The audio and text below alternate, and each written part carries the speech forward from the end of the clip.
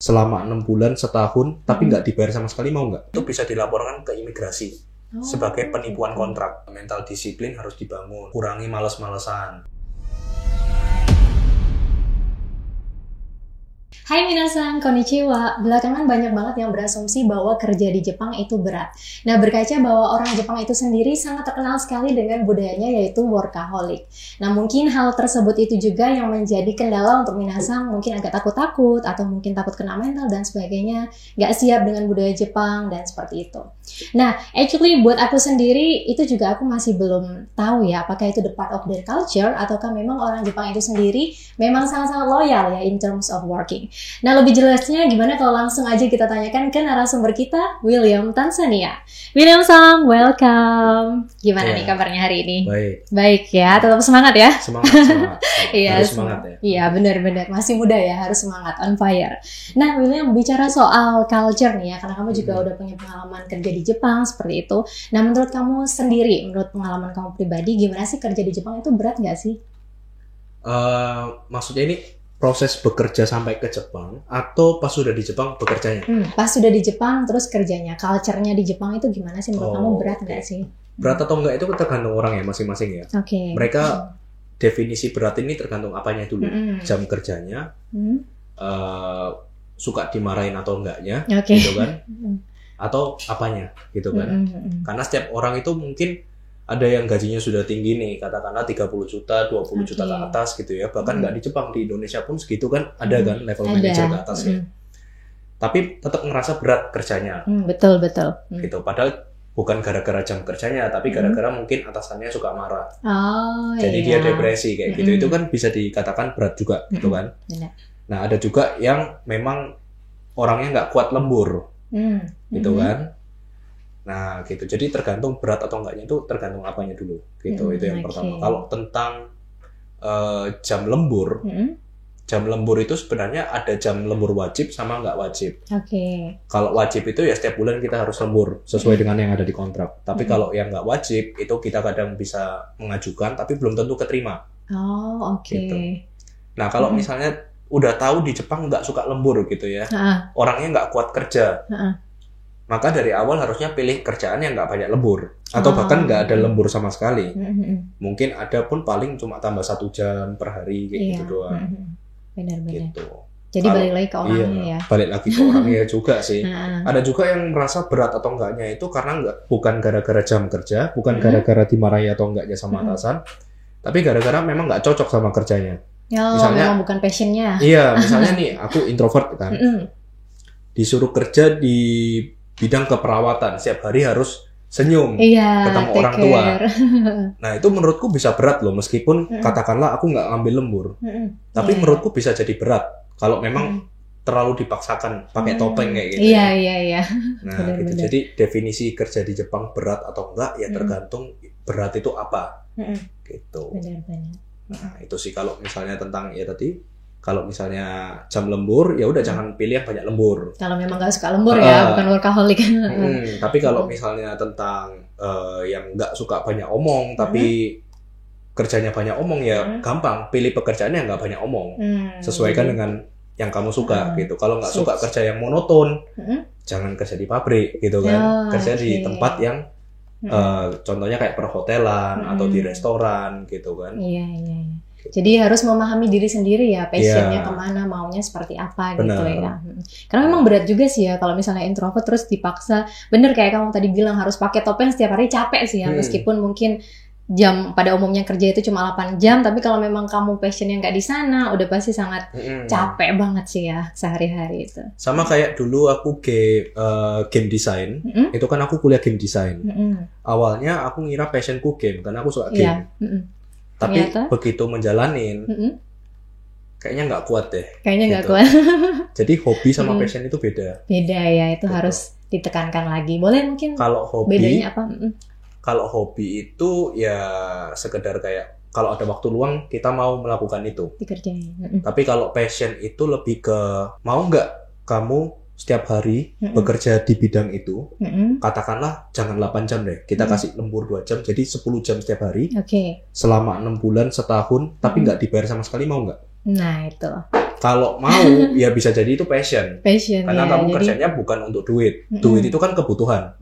Kalau passion itu kan lebih ke kita itu jati dirinya di mana gitu kan. Iya, benar-benar. Gitu. Betul. Itu sih. Jadi kalau memang ya passionnya nggak di situ ya jangan di situ, jangan dipaksain. Jangan Nanti dipaksa ya. orang nggak ngapa-ngapain pun, mau atasan sebaik apapun, gaji segede apapun, lembur sebanyak apapun atau sesedikit apapun, tetap ya nggak bakal bisa. Iya, benar banget. Gitu Jadi kan? Iya benar. Sama seperti hubungan nggak boleh dipaksain gitu ya. Jadi kalau nggak cocok ya udah cari yang lain aja gitu kan. Sama seperti kerjaan juga ya, harus susah gampang memang sebenarnya kan. Tapi balik lagi kalau udah dapet yang klik pasti langsung jalan ya harusnya ya. Benar. Ya, siap.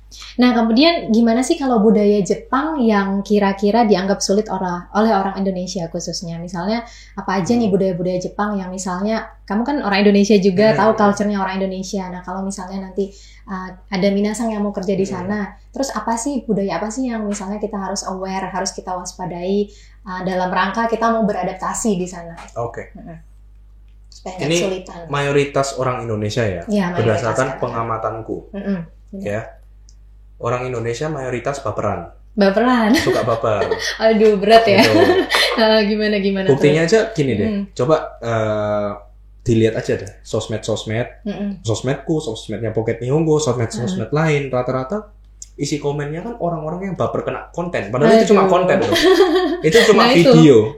Dia tidak mengarah kepada personalnya dia kan. Kepada personal orang yang melihat video itu.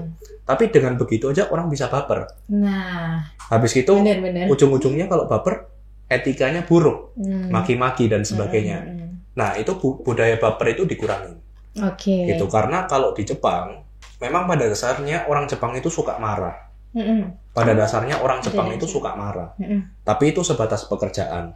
Makanya di Jepang itu kan budaya minumnya kuat. Oke, kita marah-marah, kita tengkar di kerja, pulang kerja kita baikan. Gitu ya. Gitu. Jadi ya memang itu budayanya mereka. Jadi kita nggak boleh gampang baper, gitu kan. Itu memang tugasnya mereka untuk ya sebagai atasan marahi kita biar kita disiplin. Memang sudah wajar sih ya. Kalau apalagi kalau berbuat salah dong ya harus dimarahi. Iya sih, kalau nggak berbuat salah kan nggak mungkin. Masa nggak ngapa-ngapain ditegur gitu kan nggak mungkin. Tapi sebenarnya konteksnya lebih ditegur ya daripada dimarahin ya kan. Atau memang benar marah. Tapi kadang tegurnya itu dengan nada tinggi. Oh gitu ya, beda ya. Kadang tegurnya dengan nada tinggi. Gitu. Terutama untuk teman-teman kita orang asing yang memang mereka bahasa Jepangnya masih kurang. Kan di Jepang itu tingkat kesopanan itu berbeda-beda. Kita ngomong sama anak kecil ngomongnya beda, ngomong sama yang teman sudah lama kenal beda. Baru kenal beda, orang tua ngomongnya beda, atasan beda lagi gitu. Kalau kita salah ngomong aja mereka sudah tersinggung karena dalam hati mereka, loh kamu ngeremehin aku ya gitu. Salah paham ya jadinya. Salah paham gitu. Kayak contoh ginilah. Saya kalau misalnya Surabaya, aku kan Surabaya ini bahasa Jawanya bahasa Jawa kasar. Iya. Kalau ngomong ke orang yang katakanlah dia dari kecil sudah dididik dengan bahasa Jawa yang benar-benar halus, itu mungkin dia bakal tersinggung. Padahal kalau padahal kalau kita sesama orang Surabaya ngomong sama temen, ya udah biasa ngomong kayak gitu kan. Iya, jadi sebenarnya di Jepang juga masih ada ya budaya ya itu. Kalau di Indonesia juga sebenarnya ya kalau sama orang tua sih ya kita juga harus benar-benar sopan gitu ya. Memang. Tapi kalau sama bestie ya ngomongnya ya udah ceplos-ceplos aja ya kan. Iya, namun ya kadang-kadang ada orang yang tersinggung kan kalau memang dia nggak kenal asal usulnya. Jadi ya itu tadi harus dibedakan. Kita kan dari Indonesia, mereka dari Jepang, mereka dididiknya kayak gitu ya udah kita ngikut karena kita butuh kerja sama mereka gitu kan. Gitu. Justru kalau baper itu tambah nggak kelihatan profesional gitu kan. Berarti dia tidak bisa membedakan mana perasaan pribadi, mana untuk pekerjaan. Benar-benar. Gitu. Selain baper kira-kira apa lagi nih yang harus kita kurang-kurangi nih sebagai masyarakat Indonesia? Kalau tepat waktu sudah pasti ya di sana tepat waktu nggak boleh ngaret. Itu harus gitu jadi kan. concern ya untuk. Terus kebersihan juga. Kebersihan kayak contohnya buang sampah itu ya pasti harus di tempat sampah. Bener-bener bahkan di Jepang kan juga di Indo memang udah mulai recycle gitu kan dibedain plastik mana. Di Jepang bahkan lebih ini ya aku dengar dari temanku dia beli salah satu brand minuman. Jadi sedotan harus di sini, kertas di sini, plastik di sini. Jadi benar harus dibagi gitu ya. Ya memang harusnya dibagi kayak gitu sih. Harus detail. Cuma yang sampai sedetail itu jarang. Oh, jarang. Biasanya paling cuma dibagi per hari aja. Misalnya hari Senin, Rabu, Jumat di apartemennya itu untuk sampah yang bisa dibakar. Senin, gitu. Selasa, Kamis yang nggak bisa dibakar. Paling sebatas itu aja sih paling. Gitu ya, oke. Itu bahkan kita buang sampah ya. Aku kan waktu pulang ke Indonesia, aku banyak yang aku buangin kayak lemari, meja kan nggak mungkin aku bawa pulang. Itu kita yang buang, kita yang bayar. Gitu ya, padahal kita buang barang ya. Kita buang barang, tapi kita harus bayar ya. Jadi kita harus beli stiker di convenience store itu, di minimarket kita beli stiker untuk sampah. Tergantung apa yang dibuang. Kalau misalnya lemari, katakanlah 900 yen, lemari besar tuh. Nah itu ya sekitar 90 ribuan ya. Kita tempelin stiker, terus kita booking untuk di pick up sama orang sampahnya, gitu. Itu sih. Gitu. Jadi benar-benar ada terstruktur banget ya kalau di Jepang tuh masalah sampah doang tuh ya. Iya. Benar. Pokoknya ya kalau bisa dikatakan satu kata, Jepang itu disiplinnya tinggi. Disiplinnya tinggi. Mau itu waktu, mau itu kebersihan. Orangnya juga ya. Orangnya juga. Terus etos kerjanya juga. Bahkan dalam hal mengantri pun itu juga harus kita contoh ya. Kita contoh gitu. Emang gak ada lawan sih ya kalau Jepang ya. Nah tadi kamu sempat menyinggung juga bahwa orang Jepang itu kan dalam tanda kutip ya mungkin pemarah gitu. Banyak juga nih yang netizen yang tanya pemarah itu maksudnya kayak gimana sih? Mereka takut aja nih kalau misalnya. Tapi yang pasti kan kalau nggak melakukan hal-hal buruk pasti nggak mungkin dimarahkan ya. Meskipun mungkin memang ada karakter beberapa orang yang mungkin pemarah, tapi kan harusnya mereka pasti marah di jalur yang tepat ya, harusnya seperti itu ya.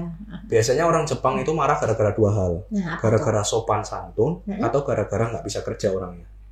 Kalau misalnya gini Will, apa namanya, mereka tuh orangnya, biasanya orang Indonesia kan terkenal sopan kayak gitu. Nah kita sopan, kerja juga bisa, tapi bahasa kita nih yang kurang dikit misalnya gitu. Ya udah bisa bahasa Jepang, tapi mungkin tidak sefasih, tidak seindah itu ya seperti yang mereka bilang. Tapi kita rajin nih orangnya gitu. Mereka ada peluang untuk marah nggak sih? Kalau tadi kamu bilang juga kan ada rajin tapi nggak sopan ya. Anggapannya bagi kita sopan, tapi gara-gara kita nggak bisa bahasanya, kesannya nggak sopan ke mereka. Itu ya maksudnya. Iya bisa kayak itu. Kalau kayak gitu tetap dimarahi sih. Tetap gitu ya. Karena itu kan orang Jepang itu kan sebenarnya di satu sisi selain mereka pemarah, mereka juga gampang tersinggung sebenarnya. Oh gitu. Cuma nggak dikelihatankan ke muka. Gitu. Kalau mereka tersinggung, terus gimana? Ya udah senyum-senyum aja. Loh, nah gimana tuh senyum-senyum? Gimana soalnya, kita tahu kalau mereka marah? Soalnya ada dua ini kan, ada budaya Jepang yang dia itu namanya hone sama tatemae. Jadi tatemae itu muka yang kita tunjukkan ke orang-orang. Hone itu yang kita cuma tunjukkan ke orang-orang terdekat atau ya intinya muka asli kita lah. Gitu. Dan itu memang budaya yang Jepang. Kalau di Indonesia mungkin kita bilang itu munafik. Bermuka dua gitu ya. Tapi kalau di Jepang udah biasa. Emang gitu. Udah biasa seperti itu. Jadi orang Jepang itu kalau misalnya kita ngomongnya salah dikit gitu ya, anggapannya kayak kita salah tingkat kesopanan yang seharusnya. Meskipun kita nggak bermaksud sekalipun, tapi mereka pasti ada tersinggung. Pasti ada tersinggung dikit. Karena mereka merasa disepelekan. Gitu. Ya. Jadi ya memang etika nomor satu sih. Kalau misalnya kita merasa diri kita sudah beretika, maka ya kita harus belajar bahasa yang menunjukkan etika itu di depan orang Jepang. Jangan menurut kita aja kita sudah sopan, tapi kan menurut mereka belum. Benar. Dari sudut pandang mereka juga harus kita ini ya, kita benar-benar tunjukkan gitu bahwa kita ada niat. Betul. Paling ya cuma tentang dua itu aja sih kalau orang Jepang, antara etika atau ya etos kerja. Dibilangin sekali nggak bisa, dua kali nggak bisa, tiga kali masih ngeyel, itu marah. Pasti ya. Jangan kan orang Jepang, orang Indo juga ya pasti ya. Kalau udah aduh bandel banget nih anak nih, udah pasti. Antara bandel atau dia memang kurang daya serapnya. Gitu. Oke. Itu sih. Nah kemudian banyak juga nih yang tanya gimana sih caranya menghadapi orang Jepang yang suka marah. Nah kan tadi udah dikasih tahu bahwa orang Jepang tuh mau marah. Nah gimana nih caranya kita mengantisipasi gitu ya? Apakah takutnya nanti kan orang Indonesia yang kerja di sana tuh jadi kayak ya mungkin baper tadi kamu bilang, atau kena mental nih biasa bahasanya anak-anak Gen Z sekarang ya, takut kena mental. Terus gimana nih kita supaya antisipasi? Memang caranya kan tadi kamu udah sebutkan. Tapi selain itu adakah cara supaya memikat mereka supaya nggak sedikit-sedikit marah kayak gitu? Ya kita harus Ya itu tadi sih, harus bisa membedakan mana yang perasaan pribadi, mana yang pekerjaan. Kalau misalnya kita sakit hati, ya sebenarnya salahnya kita sendiri. Yang suruh sakit hati siapa? Dia kan cuma marah. Dia kan cuma marah doang, gitu kan. Terus kalau dia marah kan urusannya dia, maksudnya emosinya dia yang meluap-meluap gitu kan. Kenapa kok ngefek ke kamu? Yang suruh kamu sakit hati siapa gitu ya. Yang suruh baper siapa, itu salah kamu gitu kan. Bener-bener ya. Jadi sebenarnya kalau orang marah, berarti kalau misalnya orang Jepang marah, berarti kita ya udah dengerin gitu ya, dengerin, nggak usah. Mau dengerin boleh, nggak didengerin juga boleh. Gitu. Yang penting kita diam aja gitu loh. Gitu, jangan ngelawan lah ya istilahnya, karena kan kita pendatang di situ. Ya soalnya ya nggak bisa lah kaku, terlalu kaku. Orang Jepang itu terlalu kaku. Jadi dalam artian katakanlah kita melawan dalam hal yang baik nih. Iya. Harusnya itu cara kerjakannya itu yang lebih bagus itu kayak gini. Tapi disuruhnya itu kayak gitu. Misalnya kayak gitu. Iya. Terus kita ngomong ke atasan kita, Pak, apa nggak mending kita kerjakannya kayak gini aja ya? Atasan nggak mungkin mau salah. Pasti mereka nggak mau ya. Nggak mau salah. Ya udah kita kemarin juga ada tanya di komen, di komen saya, di komenku ya. Instagram. Komen Instagram itu ada yang tanya, kalau misalnya kita benar, terus ternyata cara yang ditunjukkan atasan itu salah, apa yang harus kita lakukan? Gimana cara kita debatnya? Ya aku jawab mau aja, debat ya? Nggak usah debat, ikutin aja, orang Jepang nggak bakal mau salah. Cari apalagi amannya gitu. Kamu di situ pendatang, kamu nanti bisa dikucilkan, bisa dibenci sama orang-orang sekitar kamu gitu. Kalau mau kerja ya udah turutin perintahnya, kamu di situ jadi semacam sedikit robot lah. Iya. Ya sudah turutin perintah aja, jangan banyak mikir gitu kan. Iya, benar-benar. Karena memang sebegitunya ya mereka, kita salah dikit, argumen dikit. Kalau di Indo mungkin masih bisa ya. Tapi Pak ini nih kita argumen sama bos kita. Tapi kalau di sana kayaknya udah dibabat habis ya, kayak kamu melawan kayak gitu-gitu ya mungkin ya. Jadi kalau secara prosedur kita nggak boleh ngelawan. Iya. Tapi kalau secara kerjaan, gini, kalau secara prosedur memang kita harus kayak robot ya istilahnya. Iya. Kita harus nurutin apa yang maunya mereka. Tapi kalau secara pekerjaan, kita harus di sini menunjukkan sifat kita bisa berpikirnya. Iya. Gitu. Contohnya lagi nggak ada kerjaan ya kita cari kerjaan sendiri biar nggak kelihatan nganggur. Jadi jangan tunggu disuruh. Inisiatif sendiri gitu ya. Itu sih harus ada balance antara sisi manusia sama robotnya kalau di Jepang. Iya benar, harus pinter-pinter kita lah ya mengolahnya kayak gimana gitu ya. Tapi jangankan Jepang ya, sebenarnya di Indonesia pun masih banyak ya yang aku lihat sebagai robot sebenarnya. Dalam artian tunggu disuruh dulu baru gerak. Oh gitu, inisiatifnya kurang ya. Gitu, atau kalau enggak kita datang-datang cuma bawa masalah aja. Aduh, nah itu. Jadi kayak troublemaker.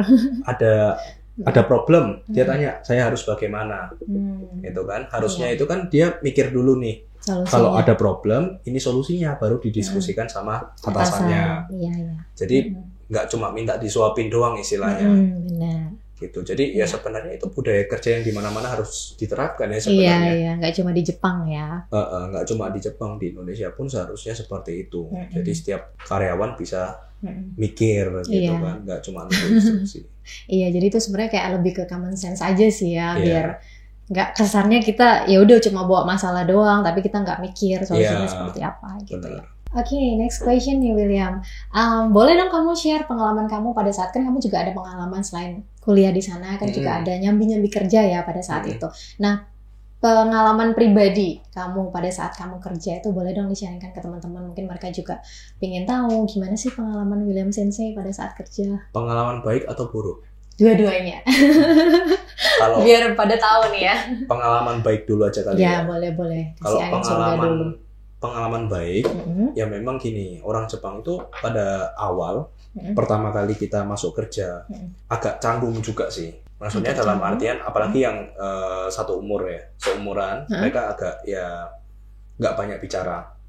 Tapi kalau memang kita sudah kenal, ya banyak ngomong. Gitu. Kalau kita kan orang Indonesia kan ketemu sama orang Indonesia mungkin cepet ya akrabnya ya.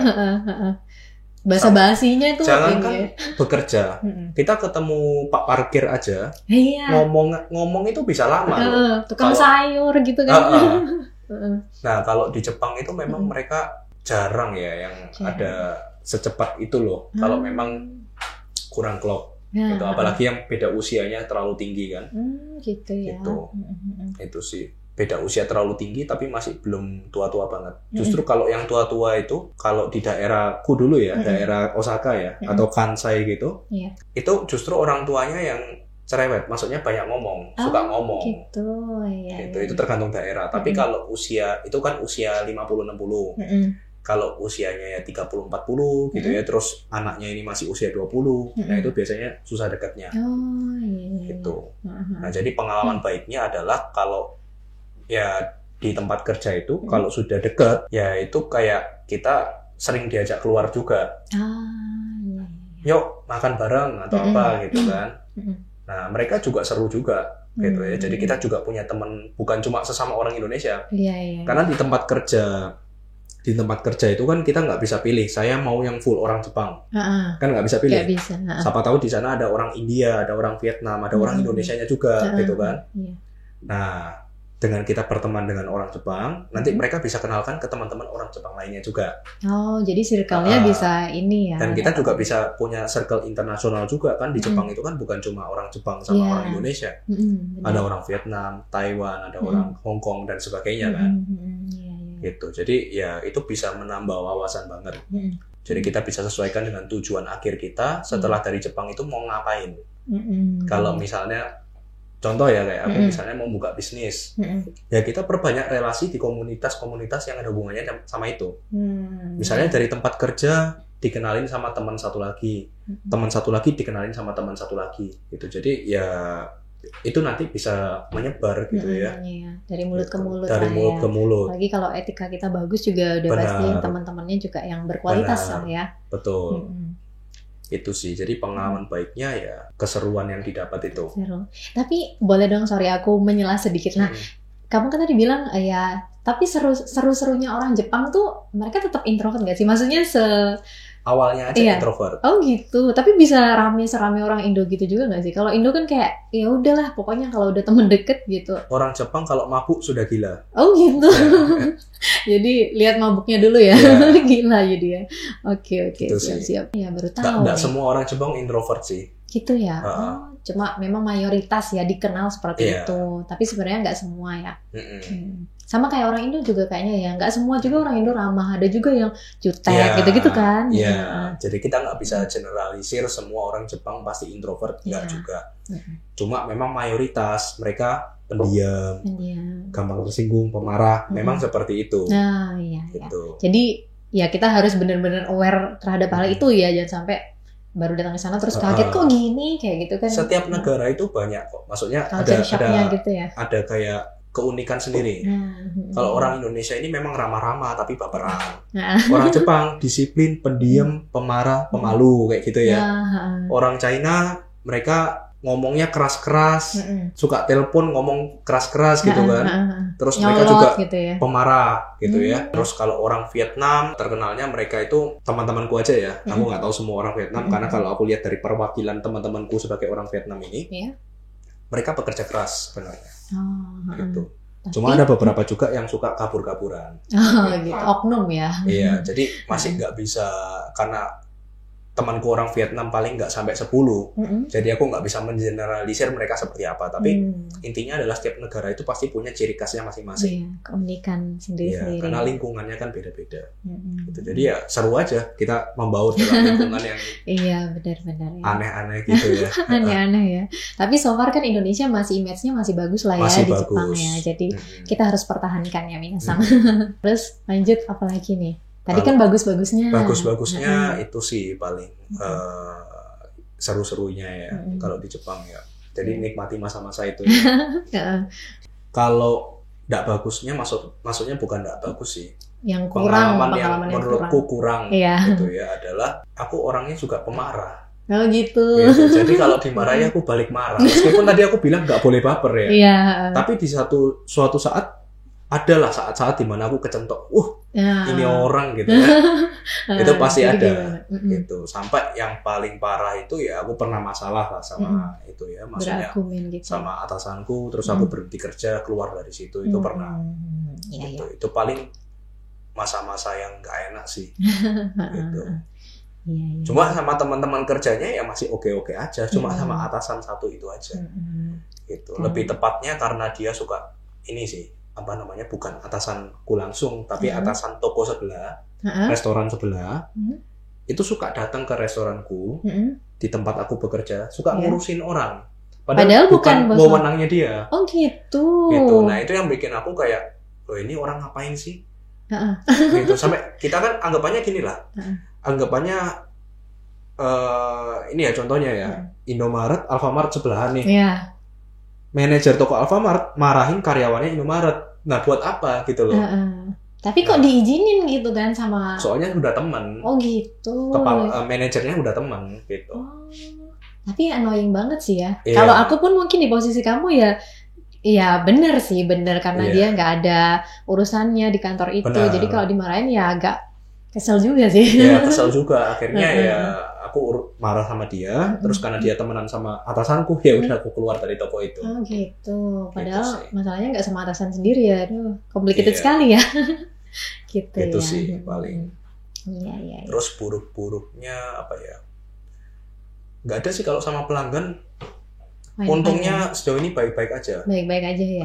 Paling ya sama atasan atau sama senpai senior ya. Iya.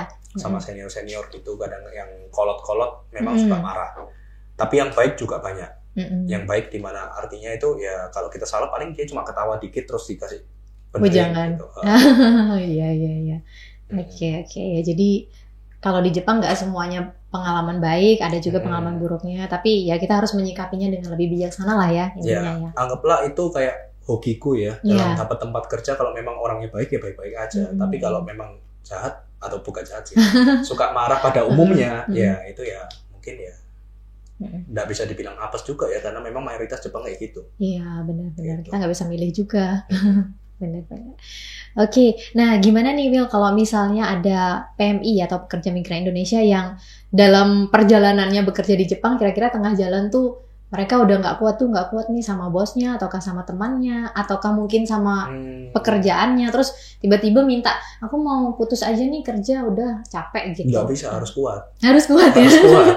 Nah itu harus sampai kontraknya habis. Gitu ya, apalagi kalau udah tanda tangan kontrak ya, berarti nggak bisa tengah jalan mau putus apapun masalahnya, kayak misalnya nggak bisa. Bisa nanti namanya jelek, terus dia kalau mau ke Jepang lagi atau pindah kerja ya di blacklist gitu ya. Soalnya nanti kalau kayak gitu itu bisa dilaporkan ke imigrasi sebagai penipuan kontrak. Kalau laporin imigrasi dia kena blacklist. Mau dia diberangkatkan dari agen siapapun nggak bisa. Masuk ke LPK-nya bisa, cuma waktu buat visanya nggak keluarin. Karena udah ada track record-nya itu ya. Itu bahayanya di situ sih memang. Jadi makanya ya yang terutama memang harus kuat mental dulu sebelum ke Jepang, gitu ya. Jadi nggak cuma aku ngomong Jepang enak-enaknya doang gitu ya. Ya nggak enaknya kamu harus kuat mental gitu ya. Mau dari segi kamu kalau pilih kerja yang banyak lembur ya kamu harus kuat lembur. Terus kamu harus juga nggak gampang baper kayak gitu. Itu kan termasuk mental. Gitu. Itu sih ya paling langkah yang bisa aku ajukan adalah kalau misalnya memang dari anaknya sudah kayak nggak kuat.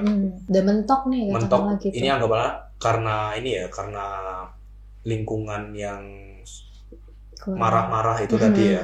Karena mungkin dia di Indonesia biasa dimanja gitu atau orangnya baik. Kalau di beberapa mitra kita, bukan beberapa sih, di mitra kita yang untuk perhotelan, di bidang housekeeping itu kita ada sediakan psikolog.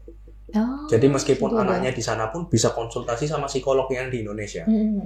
Jadi dia harus tahu kayak, gimana sih cara kita memperbaiki ketenangan jiwa kita, karena gampang diganggu sama orang, kayak gitu-gitu sih paling. Jadi sampai ada tenaga ahlinya juga ya, karena mungkin memang melihat banyak yang ya pengalaman seperti itu. Kecuali memang kalau kasusnya beda ya, bukan dari anaknya nggak kuat, tapi anaknya nggak mau kerja di situ karena ada kecurangan dari perusahaan atau kekerasan.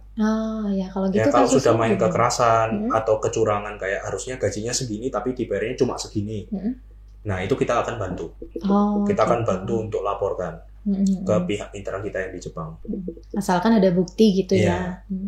Gitu. Jadi kalau sebatas masih kayak masalahnya sama teman kerja atau mungkin nggak cocok sama bosnya, ya udah kuat-kuatin aja gitu ya istilahnya ya.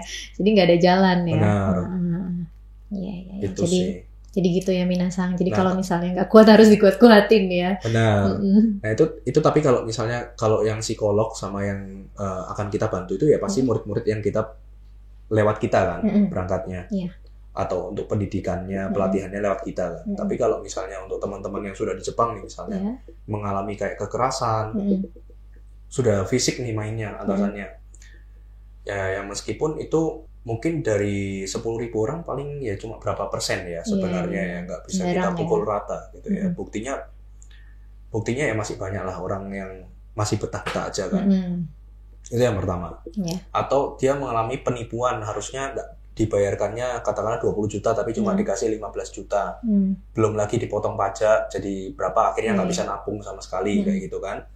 Itu kalau selama ada buktinya, slip gajinya seperti apa gitu kan, terus kontraknya seperti apa dan itu ternyata berbeda, pemotongan itu tidak ada di dalam kontrak, ya bisa kita laporkan mungkin ke KBRI Tokyo atau KJRI Osaka gitu ya, atau mungkin kita sewa pengacara yang murah gitu ya, yang disupport sama pemerintah gitu, itu kita bisa aju banding gitu. Karena dulu kan aku juga pakai pengacara untuk masalah sama orang Jepang, itu dibantu.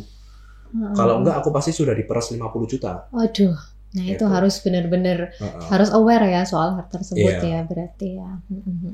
Nah tadi kamu sempat mention soal tenaga ahli, psikolog dan sebagainya gitu. Misalnya ada Minasang yang memang diberangkatkan oleh Pocket Nihongo, terus yang katakanlah mereka mengalami masalah seperti itu, dan mereka butuh nih pertolongan dari tenaga ahli, psikolog dan sebagainya. Itu apakah memang free ataukah mereka harus bayar misalnya? Free ya? Kalau itu free, karena memang fasilitas dari mitra saya yang ini.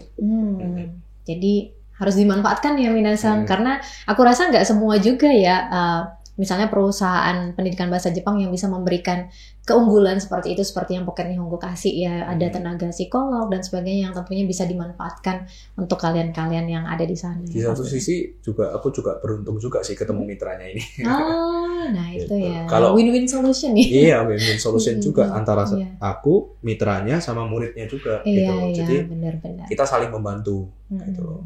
Jadi kayak paket combo lah ya istilahnya ya. Oke, siap. Jadi intinya seperti itu ya Minasang, harus punya mental yang kuat ya, sekuat baja. Meskipun di sana memang harus bekerja keras bagi kuda gitu ya. Bahkan di Indo juga. Kuda juga sih. Ya di Indo juga harus kerja sih ya. Pokoknya intinya kamu mau menghasilkan lebih, ya kamu harus effort, kamu juga harus ada gitu ya. Jam kerjanya sih normal sebenarnya. Normal ya, 8 jam sehari, 40 jam seminggu itu kan normal sebenarnya. Mau di Indonesia, mau di Amerika, mau dimanapun kan kayak gitu sebenarnya. Cuma ya yang membedakan adalah kamu ngambil lembur atau enggak gitu loh. Kalau misalnya nggak mau lembur ya kerjanya di perhotelan, housekeeping.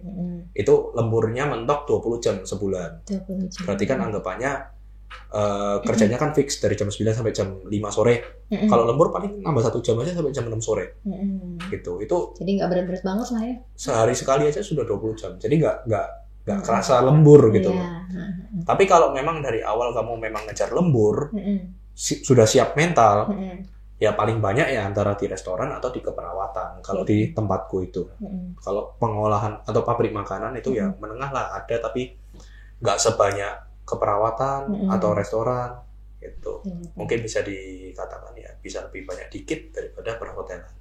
Selanjutnya banyak juga nih Minasang yang tanya, apa sih yang harus diperhatikan sebelum berangkat ke Jepang, kayak mentally atau physically yang harus mereka persiapkan gitu sebelum berangkat ke Jepang. Kalau secara pertama yang harus disiapkan itu adalah ekspektasinya dulu. Ekspektasi. Ya, ekspektasinya. Banyak lembaga-lembaga di luar sana, ya, meskipun nggak semua ya, pasti lebih banyak yang baik daripada yang buruk. Tapi masih ada beberapa juga yang mereka terlalu mengkeluarkan gaji gede.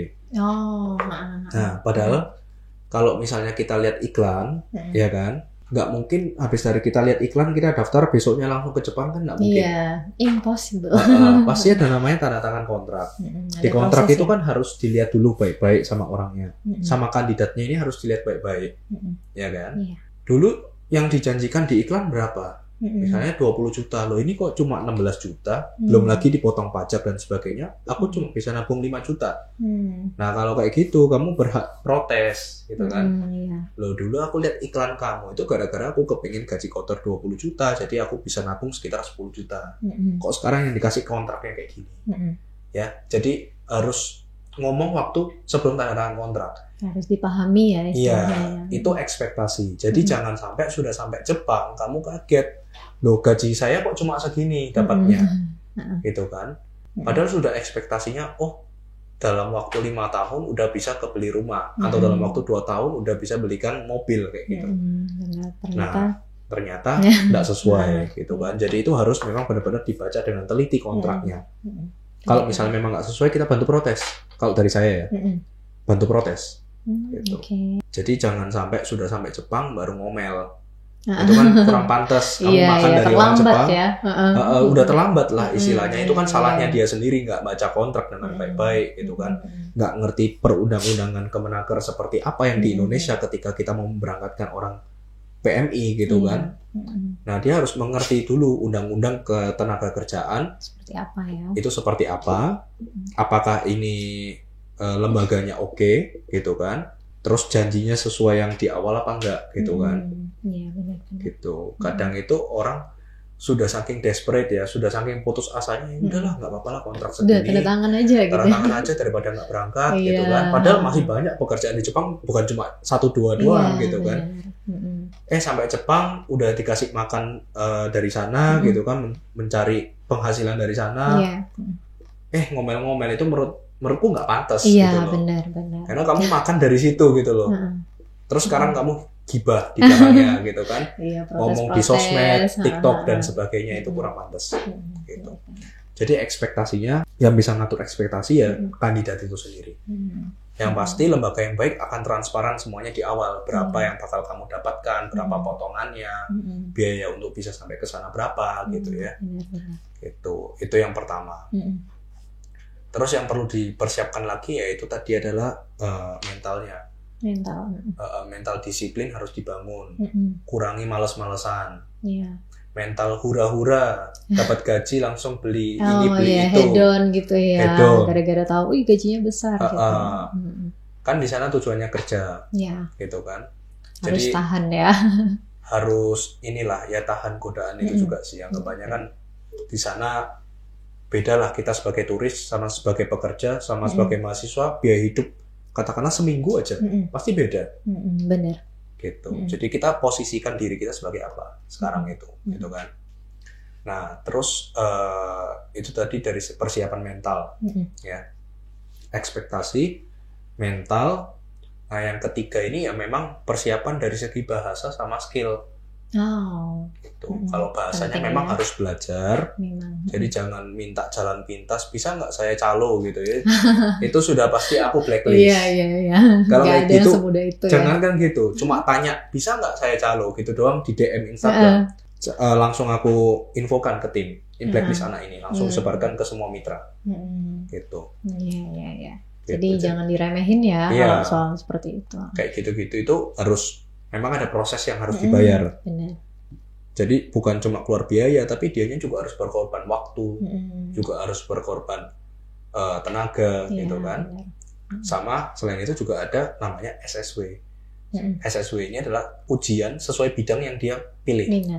Dia mau restoran, ambil SSW restoran. Mau keperawatan, SSW keperawatan. Dan itu ujiannya mayoritas SSW dalam bahasa Jepang. Mungkin ada kayak keperawatan itu ada 2 bahasa Jepang sama Indonesia. Tapi tetap harus dua-dua diambil, 2 kali tes. Gitu. Jadi itu ya memang harga yang harus dibayar. Nggak boleh, maksudnya kita yang butuh kerja, ya kita harus belajar bahasa Jepang.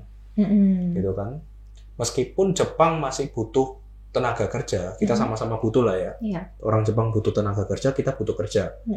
Kenapa kok kita yang harus belajar bahasa Jepang? Karena pihak yang bayar siapa? Iya, benar. Gitu ya. Yang bayarin kamu siapa? Orang Jepang itu gitu. sendiri. Kalau nggak mau belajar bahasa Jepang, masih banyak orang Vietnam. Mereka mau kok. Masih ada orang Thailand, masih ada orang Filipina. Kenapa harus dari kamu gitu loh? Dari kamu pun kita masih bisa hidup gitu kan? Benar. Nah, tapi di sini kan ya tujuan kita memang bukan sekedar hidup. Kalau kita dari sudut pandang orang Indonesia, kita mau merubah perekonomian. Yang paling banyak aku dengarkan dari murid-muridku ya, kenapa kamu mau ke Jepang? Karena saya mau merubah nasib perekonomian keluarga. Itu yang paling banyak saya dengar. Gitu. Rata-rata begitu ya. Jadi harus ada kemampuan untuk belajar bahasa Jepang. Kecuali orang Indonesianya ini sudah selevel kayak katakanlah direktur Gojek. Itu orang Jepangnya yang waktu mau rekrut dia rekrut juga translator. Karena memang udah melihat levelnya posisinya sudah tinggi. Iya, Nah, sedangkan yang kita bicarakan sekarang kan pekerjaan yang levelnya nggak terlalu tinggi. Iya. SMA, SMK bisa, ya kan? Habis gitu nggak butuh pengalaman apa-apa, karena semuanya bakal diajarkan dari nol, gitu kan? Jadi bukan pekerjaan yang sulit, yang butuh banyak mikir. Iya. Gitu. Analisa gitu enggak ya sebenarnya. Iya. Ya. Makanya ya itu sih, kayak gitu sih kalau menurutku ya harus dipersiapkan. Iya. Jadi secara mental, secara ekspektasi juga ya itu penting ya supaya dan kita secara bahasa tadi. Bahasa. Itu merupakan kunci ya. Nanti di next episode juga kita bakal bahas lebih dalam soal bahasa ini ya. Benar. Oke. Pertanyaan terakhir nih William Sang sebelum kita tutup podcast kita. Ada banyak juga yang tanya bahwa adakah tips supaya orang Indonesia ini bisa terbiasa dengan pekerjaan di Jepang? Tipsnya gimana? Cara terbiasa ya dengan membiasakan diri. Mau gimana lagi? Harus beradaptasi lah ya intinya. Mungkin ya. Katakanlah beberapa minggu atau beberapa bulan pertama mungkin merasa kayak masih. Kalau dulu aku 2 minggu pertama sih ngerasa nggak betah. Ngerasa kayak ini kerja cuma 4 jam kerasa kayak lama banget gitu ya, berjam-jam. Kok baru 1 jam tapi kok ngerasa kayak sudah 2 jam. Itu mungkin awal-awal. Iya. Tapi semakin lama kita membiasakan diri ya semakin nggak kerasa loh kok sudah selesai gitu. Gitu ya. Gitu. Kok tiba-tiba sudah selesai. Karena ya dibawa suasana, dibawa seru lah anggapannya. Ya, bener, jangan terlalu dibawa beban. Kita di sana memang tujuannya untuk cari duit. Ya. Tapi jangan jadikan alasan cari duit itu membuat kamu depresi gitu. Iya, benar. Dibawa seru aja. Mau itu cari duit, mau itu kayak katakanlah bayar utang atau digunakan untuk cicilan ini dan itu. Itu semua dibawa seru aja. Iya. Gitu. Toh gak ada yang berubah. Mau dibawa seru atau depresi kan tetap kondisinya sama. Iya, benar. Gitu kan. Jangan sampai kita tujuannya ke sana kerja nyari uang, ternyata nggak kuat tekanannya, pulang-pulang depresi malah habis uang buat berobat nih. Iya, uang kan berobat. Serem juga ya. Apalagi sekarang banyak tuh yang sakit-sakit mental dan sebagainya gitu kan, lagi usung lah ya. Nowadays ya begitulah dewasa ini ya. Benar. Gitu. Ya paling itu aja sih paling kalau untuk ini ya bagaimana cara membiasakan diri ya. Ya kita jangan terlalu bawa pusing, nggak usah terlalu dipikirin. Kamu digaji bukan untuk mikir, untuk kerja gitu kan. Benar. Gak ada yang bayar kamu untuk pikir gitu kan. Yang suruh mikirkan hidup kamu di jam kerja siapa gitu loh. Waktunya kamu ngepel ini gitu. Jadi ya kamu sudah nggak usah banyak mikir. Ya udah fokus aja ya. Masa depan kamu ya bukan urusan saya. Itu nanti kamu pikirkan pulang kerja. Sekarang kerja gitu. Benar gitu ya. Itu sih. Oke sih, ada yang mau ditambah lagi mungkin? Udah sih paling itu aja untuk membiasakan diri. Ya. Mungkin beberapa bulan awal ya bakal sulit gitu ya, karena kita apalagi teman-teman yang belum pernah bekerja. Aku juga dulu di sana belum pernah bekerja. Iya, benar-benar yang pertama kali ke Jepang. Iya. Gitu, tapi ya sama kayak sama kayak kita pernah ngerasain nggak sih habis libur sekolah misalnya 1 bulan. Masuk sekolah lagi. Itu ngerasa bosan seminggu 2 minggu pertama. Aneh banget dan kayak males gitu kan kayak minggu ketiga, minggu keempat udah biasa. Iya. Gitu. Ya sama kayak ini sebenarnya. Iya, benar. Semua itu pasti ada masa adaptasi. Mau kita kerja di Jepang, mau kita kuliah di Eropa, mau kita di mana-mana. Ya itu adalah harga yang harus dibayar kalau kamu kepengen lanjut di situ gitu kan. Benar-benar. Jadi benar-benar harus punya skill adaptasi yang bagus ya dimanapun kamu berada supaya bisa ngeblend lah istilahnya. Kadang orang itu lucunya gini. Di awal-awal melakukan sesuatu yang baru, mereka stres karena harus beradaptasi. Di tengah-tengah mulai terbiasa. Tapi di akhir-akhir sudah 30 tahun, 50 tahun kerjakan hal yang sama, mereka muak. Jadi udah bosen gitu ya. Jadi ya itu hal yang wajar, bukan cuma 1-2 orang aja yang merasakan. Iya, benar-benar. Semua ya pasti yang mengalami proses kayak gitu. Iya. Oke deh kalau gitu. Sip. Thank you so much William Song untuk insight-nya. Dan yang pastinya untuk minasang aku coba mau menekankan aja ya bahwa dimanapun kalian kerja itu pressure pasti selalu ada. Tapi kalian harus tanya lagi ke diri kalian apakah kalian capable enough untuk mengimprove, mengupgrade diri kalian ke tahap yang lebih baik lagi. Well kalau gitu thank you so much. See you in the next episode pastinya. Dan jangan lupa untuk follow Instagram di @pocketnihongo.id dan juga Instagram William Desuyo. Oke kalau gitu minasang, see you and sayonara.